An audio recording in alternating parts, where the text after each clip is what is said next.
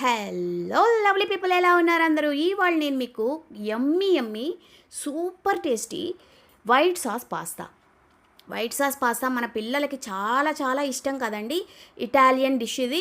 చాలా టేస్టీగా ఉంటుంది. పైగా ఈ వింటర్లో ఇలాంటి హర్బ్స్, మనం అన్ని ఇటాలియన్ హర్బ్స్ అన్నీ వేసుకుని ఈ పాస్తా తింటే ఎంత బాగుంటుందో, చాలా టేస్టీగా ఉంటుంది. సో పిల్లల కోసం అయితే మనం సాటర్డే సండే ఈ స్నాక్ చేసి పెట్టండి, ఎంజాయ్ చేస్తూ తింటారు. ఈ పాస్తా కోసం అయితే మనం పెన్నే పాస్తా తీసుకున్నాను నేను ఇవాళ. ఈ పెన్నే పాస్తా సూపర్ మార్కెట్స్లో ఈజీగా దొరుకుతుంది. ఆ పెన్నే పాస్తా తీసుకుని మనం దీంట్లో ఫస్ట్ ఒక బౌల్లో మనం వీటిని ఉడకబెట్టుకుంటామన్నమాట. మీకు కనుక నా వీడియోస్ యూస్ఫుల్గా ఉంటే తప్పకుండా నా ఛానల్కి సబ్స్క్రైబ్ చేసుకోండి. గబగబా వీడియోలోకి వెళ్ళిపోదాం. చక్కచక్క చూసేయండి, టకటకా చేసేసుకోండి. ఈ పాస్తా తీసుకుని మనం 1 కప్పు పాస్తాకి 3 కప్పులు నీళ్లు పోసుకుని దీంట్లో ఒక చిటికెడు ఉప్పు, 1 స్పూన్ నూనె వేసి వీటిని బాగా బాయిల్ చేసుకోండి. ఇది 10 నిమిషాలైనా పడుతుంది మనకి ఈ పాస్తా బాయిల్ అవ్వడానికి. బాగా చూసుకోండి, చెక్ చేసుకోండి పాస్తా బాగా ఉడికిపోయిందా అని. ఒక 10 నిమిషాల తర్వాత మనం చూస్తే పాస్తా చాలా సాఫ్ట్గా అయిపోతుంది.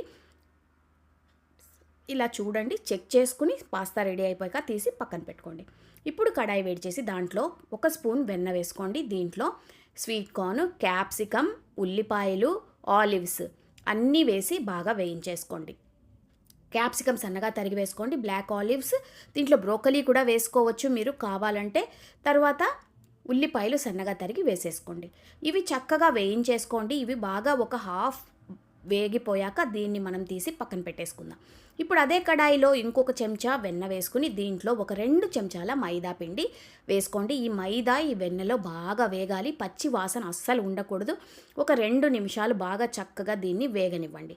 ఇది బాగా వేగాకనే మనం దీంట్లో పాలు పోసుకోవాలి. ఇలా ఒక 2 నిమిషాలు చక్కగా ఈ మైదాని ఈ బట్టర్లో మనం చక్కగా వేయించుకోవాలి. సిమ్లో పెట్టుకోండి, మాడకుండా ఉంటుంది. ఇది లేకపోతే ఉండలు కట్టేస్తుంది. ఈ మైదా బాగా వేగితేనే మనకి పాస్తా క్రీమీగా బాగా వస్తుందన్నమాట. ఇప్పుడు మనకి బటర్లో బాగా వేగిపోయాక మనం 1 కప్పు పాలు దీంట్లో పోసుకుని వెంటనే కలపండి. కలిపిన తర్వాత ఒక 2 నుంచి 3 నిమిషాల తర్వాత ఈ పాలు బాగా చిక్కపడిపోతాయి. చిక్కబడే వరకు మనం దీన్ని అయితే చూడండి. ఇప్పుడు క్రీమీగా వైట్ సాస్ అయితే రెడీ అయిపోయింది. చూడండి, మీరు ముందు వేసిన దానికి ఇప్పటికీ మనకు కన్సిస్టెన్సీ డిఫరెన్స్ తెలుస్తుంది. సిమ్లో మాత్రమే పెట్టుకోండి, హైలో అస్సలు పెట్టకండి. ఇప్పుడు దీంట్లో మనం రుచికి సరిపడా ఉప్పు వేసుకోవాలి. ఉప్పు వేసుకున్న తర్వాత దీంట్లో ఇటాలియన్ హర్బ్స్ వేసుకుంటాం. అంటే మనకి పాస్తా హర్బ్స్ మనకి సూపర్ మార్కెట్స్లో రెడీగా దొరుకుతాయి.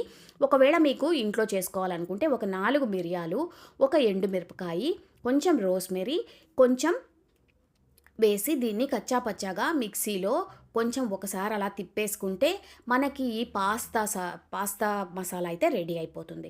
ఇప్పుడు దీంట్లో మనం 1 చీజ్ క్యూబ్స్ తీసుకుని దీంట్లో వేసేద్దాం. ఈ చీజ్ ఈ వేడిలో చక్కగా మరిగిపోతుంది. మనకు సాస్ రెడీ అయిందా లేదా అని తెలవడానికి ఇలా ఒకసారి చెక్ చేసుకోండి. నీట్గా మనకి ఆ గరిటెకి అంటుకోకుండా ఉందంటే మన సాస్ రెడీ అయిపోయింది, వైట్ సాస్ రెడీ అయిపోయిందని అర్థం.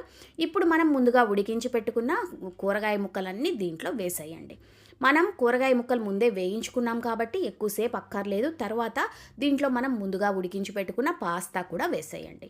పాస్తా వేసిన తర్వాత దీన్ని మనం మరో 5 నిమిషాల పాటు ఉడకనివ్వాలి. పాస్తాకి మనం వేసిన మసాలా అంతా బాగా పట్టాలి కాబట్టి మరో 5 నిమిషాలు అయితే దీన్ని అలా వదిలేద్దాం. వేడి వేడి కమ్మటి వైట్ సాస్ పాస్తా అయితే రెడీ అయిపోయింది. ఇలా మనం ఒక బౌల్లోకి దీన్ని ట్రాన్స్ఫర్ చేసేసుకుని దీనిపైన మళ్ళీ కొంచెం మనం వేయించుకున్న కూరగాయ ముక్కలు అలా తీసి పెట్టుకుని పైన అలా చల్లేసుకుంటే చూడ్డానికి బాగుంటుంది. పిల్లలు ఎక్కువ ఎంజాయ్ చేస్తూ తింటారు. తప్పకుండా ట్రై చేయండి. ఎలా వచ్చిందో నాకైతే కమెంట్స్ పెట్టండి. నెక్స్ట్ వీడియోలో మిమ్మల్ని కలుస్తాను. ఉంటాను, మీ విజీ.